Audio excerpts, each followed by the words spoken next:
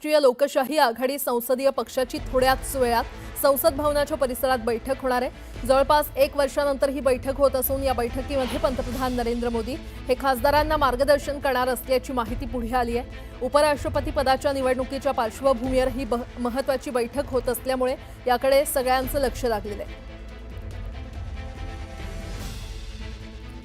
तर राष्ट्रीय लोकशाही आघाडीची आज बैठक पार पडते आणि या संदर्भात अधिक माहिती देत आहेत आमचे प्रतिनिधी प्रशांत लीला रामदास आपल्यासोबत जोडले गेलेले आहेत। प्रशांत, एक अत्यंत महत्वाची बैठक म्हणजे राष्ट्रीय लोकशाही आघाडी ज्याला आपण एनडीए संबोधतो त्या एनडीएची आज बैठक होत आहे। साधारणतः 1 वर्षानंतर ही बैठक होते।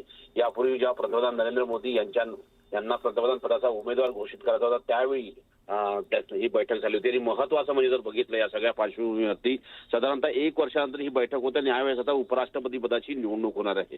त्या निवडणुकीमध्ये एनडीएचा कुठला उमेदवार असावा या संदर्भात देखील चर्चा होण्याची शक्यता आहे। सोबतच ऑपरेशन सिंदूरच्या संदर्भात एक ठराव पारित करण्यासंदर्भात देखील या बैठकीत चर्चा होईल अशा प्रकारची सूत्राची माहिती आहे। कारण की लोकसभा आणि राज्यसभा या दोन्ही संसदेच्या सभागृहामध्ये ऑपरेशन सिंदूरवर चर्चा झाली, पण त्यावरती कुठलाही ठराव पारित होऊ शकला नाही। तर तो ठराव पारित करण्यासंदर्भात आजच्या बैठकीत चर्चा होण्याची शक्यता आहे। सोबतच ऑपरेशन सिंदूरच्या संदर्भात पंतप्रधान नरेंद्र मोदी यांनी घेतलेल्या भूमिकेच्या संदर्भात देखील या बैठकीत एक ठराव पारित होईल अशा प्रकारची चर्चा आहे। त्यामुळे आज ही 9:30 वाजता सकाळी बैठक होते। त्या बैठकीकडे संपूर्ण देशाचं लक्ष लागलेलं आहे। बरं प्रशांत, अपडेट घेत राहू। तुर्तास धन्यवाद।